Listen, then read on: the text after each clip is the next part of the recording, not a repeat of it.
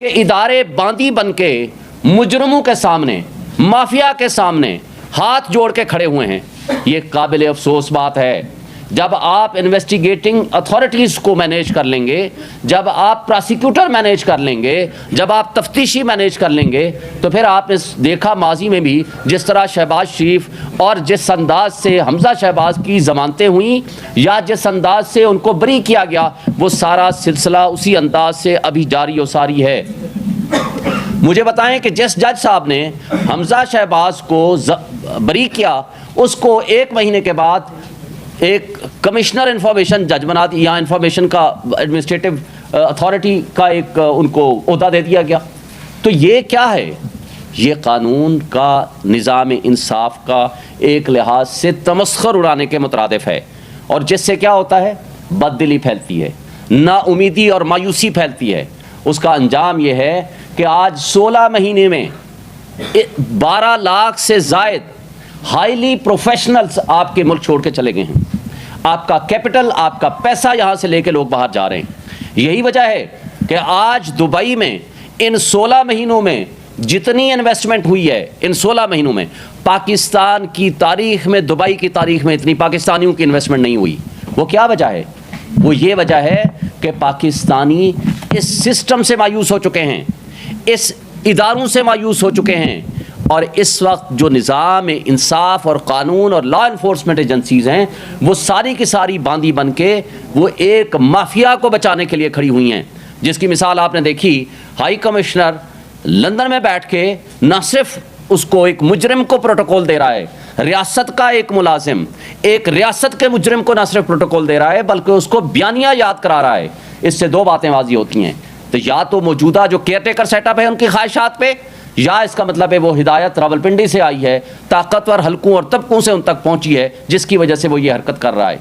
मैं मुतालबा करता हूं केयर टेकर प्राइम मिनिस्टर से, अगर आपने ये खबर नहीं देखी तो आप देख लें, उसके खिलाफ फौरी एक्शन लें। आप मिसकंडक्ट किया है उसने। लेकिन मुझे अफसोस तो इस बात का है कि नैब का इसमें कोई लेना देना नहीं है। ये मैटर है जेल सुप्रिटेंडेंट का, पुलिस का और अदालत का। जब एक शख्स मुजरिम हो गया, उसकी अपीलें खारिज हो गई, और वो इश्तिहारी हो गया, उसकी ज़मानतें खारिज हो गई, वो सबसे पहले जेल जाएगा, और फिर जेल से वो अप्लाई करेगा फॉर रेस्टोरेशन ऑफ अपील। अगर अदालत वो समझेगी तो अपील रेस्टोर करेगी, फिर मेरिट पे वो डिसाइड होगा। और कानून और निज़ाम इंसाफ में किसी जगह प्रोटेक्टिव बेल एक मुजरिम के लिए नहीं हुआ करती। फिर आपने देखा कि एक पावर ऑफ अटार्नी के ऊपर, एक क्रिमिनल केस में पावर ऑफ अटार्नी एक्सेप्ट हो जाती है, ना ऑफिस एतराज़ करता है। जबकि इमरान खान के केस में जब आपने देखा था कि इधर से एक वारंट ऑफ अरेस्ट जारी हुआ, वारंट ऑफ अरेस्ट की सिर्फ इतनी वैल्यू होती है कि कोई लिख के दे दे कि जनाब मैं अगली तारीख में पेश हो जाऊंगा 18 मार्च में।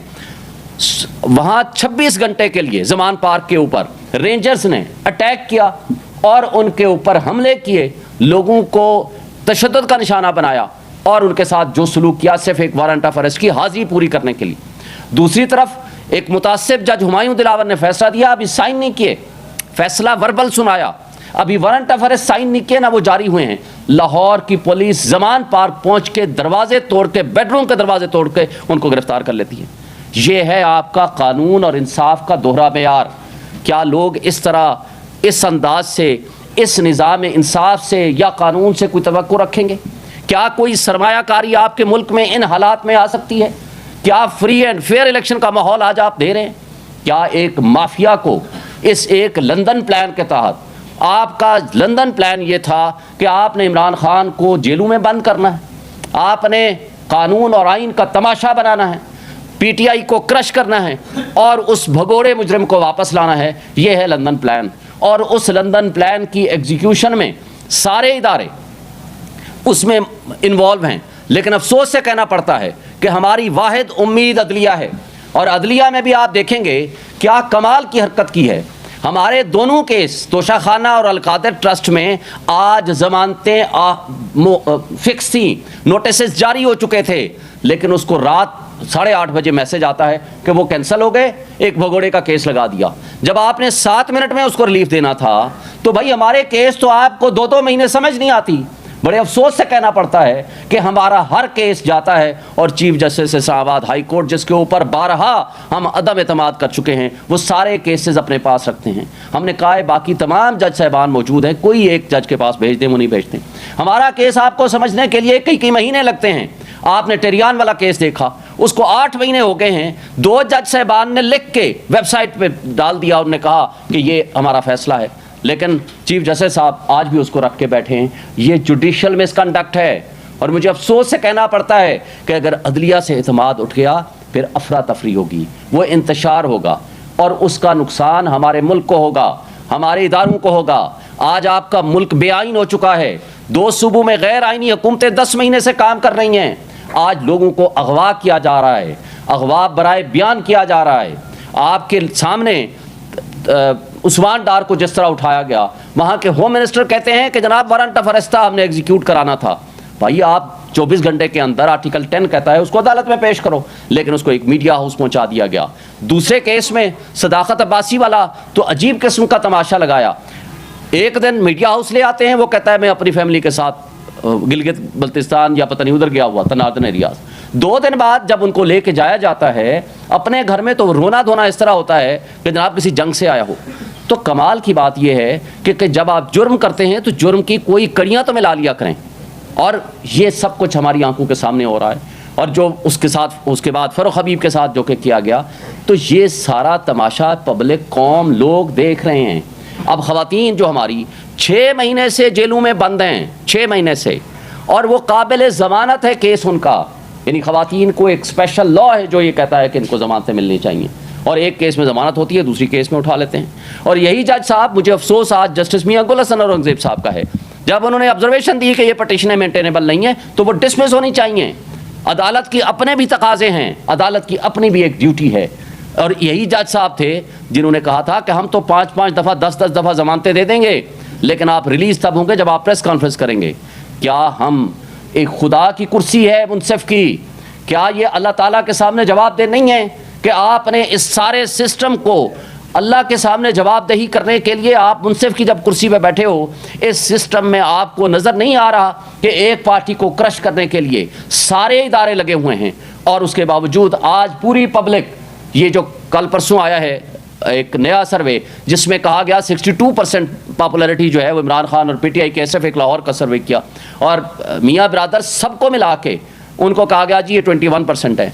लेकिन एक्चुअली अगर आप जाएं किसी भी जगह सर्वे कर लें तो आज 90% पब्लिक खड़ी है इमरान खान के साथ, और ये उसकी स्ट्रेंथ, उसकी कमज़ोरी बन गई है। इनको नज़र आ रहा है कि आज हम अगर फ्री एंड फेयर इलेक्शन कराते हैं तो वो ये नज़र भी नहीं आएंगे, ये बोने, ये जो बोने सियासतदान हैं, इनको तकलीफ यही है कि इमरान खान अगर खड़ा होगा तो ये वजूद भी इनका ख़त्म हो जाएगा, इसलिए कि ये अपने माल और दौलत की सियासत करते हैं, ये विरासत की सियासत करते हैं, और इमरान खान सिर्फ और सिर्फ कौम को हकीकी आज़ादी की तरफ लेके जाना चाहते हैं। दी ओनली लीडर जो कि एक कौम को एक मैसेज देता है, एक नज़रिया देता है, और ओनली लीडर है जिसके ऊपर कोई दाग धब्बा नहीं लग सकता। तो इस वजह से आज आप देखेंगे साइफर बदतरीन किस्म की ग़ुलामी की मिसाल कायम करके, जिसने मुल्क के इस सलामती और ख़ुद मुख्तारी का दिफा किया, उसको हमने जेलों में डाल दिया, और जिन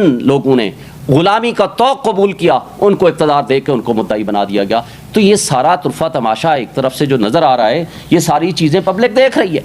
आज क्या पोजीशन है फ़लस्तीन के हक़ में? यहाँ प्रेस क्लब के सामने हमारे पीटीआई वर्कर्स ने जुलूस निकाला, जलसा निकाला, मुज़ाहरा किया, उनको उठा के ले गए पुलिस, जेलों में बंद कर दिया। बंद कमरों में कॉर्नर मीटिंग्स की हमारे लोगों ने, मर्दान और सवात में, उनको जेलों में बंद कर दिया। पूरे पाकिस्तान में सबको जलसों की इजाज़त है, 100 मकामात पे हमने एप्लीकेशंस दी है, लेकिन किसी एक जगह पूरे पाकिस्तान में हमें जलसा करने की इजाज़त नहीं है। ये है आपका फ्री एंड फेयर इलेक्शन कराने का माहौल। मुझे बताएं, वो केयर टेकर प्राइम मिनिस्टर और इलेक्शन कमीशन, क्या उनके आंख और कान बंद हैं? क्या उनको ये सारी चीज़ें नज़र नहीं आ रही हैं? क्या वो फ्री एंड फेयर इलेक्शन का माहौल देना चाहते हैं? नहीं, दरअसल वो ये मैसेज देना चाहते हैं, ये जुल्म और बर्बरियत कायम करके, कि जो पीटीआई ने यूथ को निकाला बाहर, यंगस्टर्स को निकाला, ख़वातीन को निकाला, ख़वातीन को जेलों में बंद करके उनको पॉलिटिक्स से आउट करना चाहते हैं, ताकि उनके फैमिली के लोग उनके वालिदैन, उनके शौहर, उनके बच्चे उनको मजबूर करें कि इस गंदे निज़ाम में आप अपने आप को शामिल ना करो। ये है इनकी नीयत, ये बदनीयती है जिसकी बुनियाद पर ये सब कुछ कर रहे हैं। और 14 अगस्त के मौके पे भी हमारे लोग जब झंडा लेके पीटीआई का और पाकिस्तान का झंडा लेके चले, उनको जेलों में बंद कर दिया, जबकि सारी बाकी पार्टियों को अलाउ था। जब कुरान पाक की बेहुरमती की गई उसके लिए, उसके तक़द्दुस के लिए जब जुलूस निकाले गए, सिर्फ पीटीआई के वर्कर्स के ख़िलाफ़ इस तरह किया गया कि उनको जेलों में बंद कर दिया गया। करक में जब हमारे लोगों ने जलसा करने की कोशिश की, उनको सीधी गोलियां मारी गई। तो जो ये हो रहा है, ये हमारे मुल्क के लिए बेहतर नहीं है, आईन के लिए बेहतर नहीं है, कानून के लिए बेहतर नहीं है, जमहूरियत के लिए बेहतर नहीं है। ये सिलसिला आपके मुल्क को मज़ीद अदम इस्तेहकाम कर देगा। सियासी अदम इस्तेहकाम आपके कभी भी माशी इस्तेहकाम का बायस नहीं बन सकता। जब तक आपके सियासी इस्तेहकाम नहीं आएगा, जब तक आप में जमहूरियत नहीं आएगी, लोगों को मौका नहीं मिलेगा कि वो फ्री एंड फेयर इलेक्शन में अपने आप को पार्टिसिपेट करें, तो आपके मुल्क के मसाइल हल नहीं हो सकते। आपकी नेशनल सिक्योरिटी एट रिस्क हो गई है। कल आपके मसाइल तभी हल हो सकते हैं जब स्ट्रॉन्ग डेमोक्रेटिक गवर्नमेंट यहाँ आएगी और वो आपको इन मसाइल से हल करा सकेगी, हल कर सकेगी। इसके अलावा कोई और ऑप्शन, तीसरा ऑप्शन, चौथा ऑप्शन कोई मुमकिन ही नहीं है। लेकिन अफसोस से कहना पड़ता है कि हमारी अदलिया भी न्यू जूरिस्प्रूडेंस एक माफिया के लिए क्रिएट कर रही है, जो कि काबिल अफसोस है। Thank you.